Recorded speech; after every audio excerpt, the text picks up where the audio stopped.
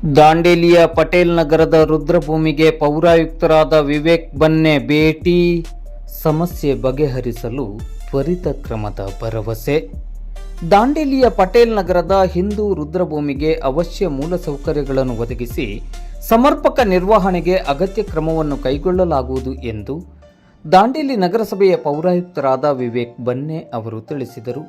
ಹಿಂದೂ ರುದ್ರಭೂಮಿಯಲ್ಲಿ ಮೂಲಭೂತ ಸೌಲಭ್ಯಗಳ ಕೊರತೆ ಮತ್ತು ಸಮರ್ಪಕ ನಿರ್ವಹಣಾ ಕೊರತೆಯ ಕುರಿತಂತೆ ದೂರುಗಳು ಬಂದ ಹಿನ್ನೆಲೆಯಲ್ಲಿ ಪರಿಶೀಲಿಸುವ ನಿಟ್ಟಿನಲ್ಲಿ ಇಂದು ಮಂಗಳವಾರ ಪೌರಾಯುಕ್ತರಾದ ವಿವೇಕ್ ಬನ್ನೆ ಅವರು ರುದ್ರಭೂಮಿಗೆ ಭೇಟಿ ನೀಡಿದರು.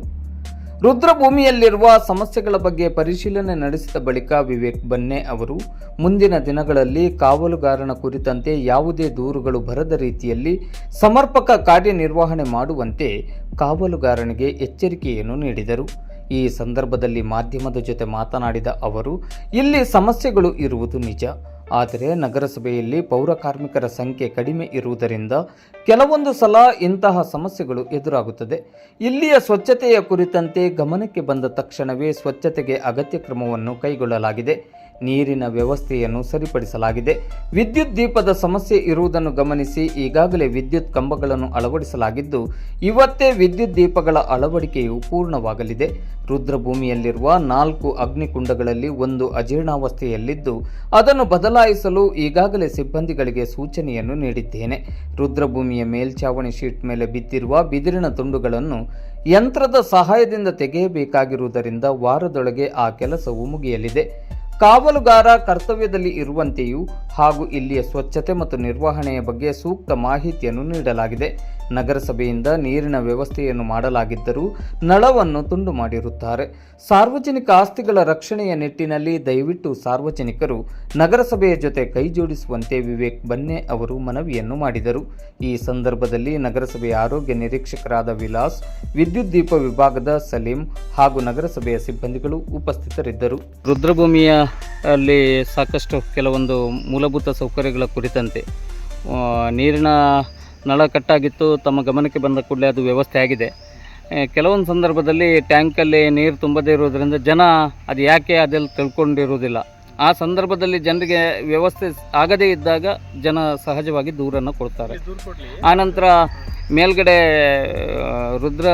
ರುದ್ರಭೂಮಿಯ ಮೇಲ್ಛಾವಣಿ ಶೀಟ್ ಮೇಲ್ಗಡೆ ಇದು ಬಿದ್ದಿದೆ, ಬಿದಿರು ಎಲ್ಲ ಬಿದ್ದಿದೆ ಅಂತ ಇದೆ. ಅದರ ಬಗ್ಗೆಯೂ ಮತ್ತೆ ಲೇಬರ್ಸ್ ಸ್ವಲ್ಪ ಶಾರ್ಟೇಜ್ ಇದ್ದು ನಾನು ಕಂಟಿನ್ಯೂಸ್ ಆಗಿ ಇಲ್ಲಿ ಲೇಬರ್ಸ್ ಇಲ್ಲಿ ಇಟ್ಟಿರಲಿಲ್ಲ. ಈಗ ಇವತ್ತಿನಿಂದ ನಮ್ಮ ಇಲ್ಲಿ ಶ್ರೀನಿವಾಸ್ ಅಂತ ಇದ್ದಾನೆ, ಒಬ್ಬ ಲೇಬರ್ನ ಕಂಟಿನ್ಯೂಸ್ ಬಿಡ್ತೀವಿ. ಒಂದು 4-5 ದಿವಸದಲ್ಲಿ ಎಲ್ಲನೂ ಟೋಟಲ್ ಏರಿಯಾವನ್ನು ಕ್ಲೀನ್ ಮಾಡ್ಲಿಕ್ಕೆ ಹೇಳಿದ್ದೀನಿ. ಅದಾದ ನಂತರ ಮೇಲೆ ಒಂದು ಸ್ವಲ್ಪ ನಮ್ಮದು ಮಷಿನರಿ ಹಚ್ಚಿ ಅದನ್ನ ಕ್ಲೀನ್ ಮಾಡ್ತೀವಿ. ಆಮೇಲೆ ಅದು 3 ವರ್ಕಿಂಗ್ ಇದೆ, 3 ಚೆನ್ನಾಗಿದೆ. ಅದು ಸುಡುವಂಥ ಮೆಟೀರಿಯಲ್ ಇದೆಯಲ್ಲ, 3 ಚೆನ್ನಾಗಿದೆ. ಇನ್ನು ಒಂದು ಮಾತ್ರ ಡ್ಯಾಮೇಜ್ ಆಗಿದೆ. ಅದು ತುಂಬ ಹಳೇದಿದೆ, ಅದನ್ನು ರೀಪ್ಲೇಸ್ ಮಾಡ್ತೀವಿ, ಹೊಸದಾಗಿ ರೀಪ್ಲೇಸ್ ಮಾಡ್ತೀವಿ.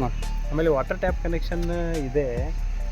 ಸ್ವಲ್ಪ ಟೈಲ್ಸ್ ಹೊಡೆದು ಹೋಗಿದೆ ಬಿಟ್ಟರೆ ಬೇರೆ ಏನು ಸಮಸ್ಯೆ ಇಲ್ಲ. ನೀರು ಎಲ್ಲ ರೆಗ್ಯುಲರ್ ತುಂಬಲಿಕ್ಕೆ ಹೇಳ್ತೀನಿ. ಲೈಟ್ಸ್ ಕೂಡ ವ್ಯವಸ್ಥೆ ಮಾಡ್ತಾ ಇದ್ದೀವಿ. ಆಲ್ರೆಡಿ ಲೈಟ್ ಕೆಲಸ ಸ್ಟಾರ್ಟ್ ಆಗಿದೆ. ಈಗ ಮೊನ್ನೆನೇ ನೀವು ಇದು ಮಾಡಿದಾಗ ಅವ್ರು ದೂರು ಕೊಟ್ಟಾಗ ನಾವು ಅದನ್ನು ಲೈಟ್ ರಿಪೇರಿ ಮಾಡ್ಲಿಕ್ಕೆ ಹೇಳಿದ್ದೀವಿ. ಆ ಕೆಲಸ ತೊಗೊಳ್ಳಿಕ್ಕೆ ಸ್ವಲ್ಪ ಕೆಲಸ ಮಾಡಿಸ್ಲಿಕ್ಕೆ ಹೊಸದಾಗಿ ಪೋಲ್ಸ್ ಕೂಡ ಹಾಕಿದ್ದೀವಿ. ಬುಷ್ ಹೊಡಿಸಿದ್ದೀವಿ ಸರ್. ಆಮೇಲೆ ಬುಷ್ ಕಟಿಂಗ್ ಎಲ್ಲ ಒಂದ್ಸಲ ಆಗಿದೆ. ಈಗ ಸ್ವಲ್ಪ ಮಳೆಗಾಲದಲ್ಲಿ ಹೆಚ್ಚು ಬುಷ್ ಕಟಿಂಗ್ ಬರ್ತಾ ಇದೆ. ಸಿಕ್ಕಾಪಟ್ಟೆ ಇದು ಆಗ್ತಾ ಇದೆಯಲ್ಲ, ಏನದು ಮಳೆ ಇರೋದ್ರಿಂದ, ಆಮೇಲೆ ಫರ್ಟೈಲ್ ಸಾಯಿಲ್ ಇರೋದ್ರಿಂದ ಇದು ಕಳೆ ಸಿಕ್ಕಾಪಟ್ಟೆ ಬರ್ತಾ ಇದೆ. ಸೊ ಅದನ್ನು ಕ್ಲೀನ್ ಮಾಡಲಿಕ್ಕೆ ನಾವು ಪ್ರಯತ್ನ ಮಾಡ್ತಾ ಇದ್ದೀವಿ. ಎಲ್ಲ ಊರಲ್ಲಿ ಎಲ್ಲನೂ ಕೂಡ ಮಾಡ್ತೀವಿ ಸರ್ ಎಲ್ಲನೂ. ಇನ್ನೊಂದು ಮುಖ್ಯವಾಗಿ ಇಲ್ಲಿ ಟ್ಯಾಪ್ ಕನೆಕ್ಷನ್ ನಾವು ಮಾಡಿ ಹೋಗಿದ್ವಿ ಇತ್ತೀಚೆಗೆ. ಅದು ಸ್ವಲ್ಪ ಯಾರೋ ಉಪಯೋಗ ಮಾಡೋ ಸಂದರ್ಭದಲ್ಲಿ ಮುರಿದು ಹಾಕಿದ್ದಾರೆ. ಅದಾದ ನಂತರ ಅಲ್ಲಿ ಟೈಲ್ಸ್ ಕೂಡ ಹೊಡೆದಾಕಿದ್ದಾರೆ. ಸ್ವಲ್ಪ ಸಾರ್ವಜನಿಕರು ಕೂಡ ಸಹಕಾರ ನಮಗೆ ಅವಶ್ಯಕತೆ ಇದೆ. ನಾವು ಮೇಂಟೈನ್ ಮಾಡ್ತಾ ಇರ್ತೇವೆ, ಬಟ್ ಸಾರ್ವಜನಿಕರು ಪ್ರತಿ ಸಲ ಅದನ್ನು ಮುರಿತಾ ಇದ್ದರೆ ನಮಗೆ ಪ್ರತಿ ಸಲವೂ ಕಷ್ಟ ಸಾಧ್ಯ ಆಗ್ತದೆ. ಸ್ವಲ್ಪ ಸಾರ್ವಜನಿಕರದ ಸಹಕಾರ ನಮಗೆ ಅಗತ್ಯವಿದೆ. ಒಂದು ಎರಡನೇದಾಗಿ ನಮ್ಮ ವಾಚ್ಮನ್ ಇಲ್ಲೇ ಇರ್ತಾರೆ ಕಂಟಿನ್ಯೂಸ್ ಆಗಿ. ಯಾವುದೇ ಸಮಯದಲ್ಲಿ ಬಂದರೂ ಕೂಡ ಅವ್ನ ನಂಬರ್ ಅಲ್ಲಿ ಗೋಡೆ ಮೇಲೆ ಬರೀಲಿಕ್ಕೆ ಹೇಳಿದ್ದೀನಿ. ಆ ನಂಬರ್ಗೆ ಫೋನ್ ಮಾಡಿದರೆ ಇಮಿಡಿಯೇಟಾಗಿ ಅವ್ನು ಬರ್ತಾನೆ, ಮುಂದಿಂದೆಲ್ಲ ವ್ಯವಸ್ಥೆ ಮಾಡ್ಕೊಳ್ತಾನೆ ಅವನು.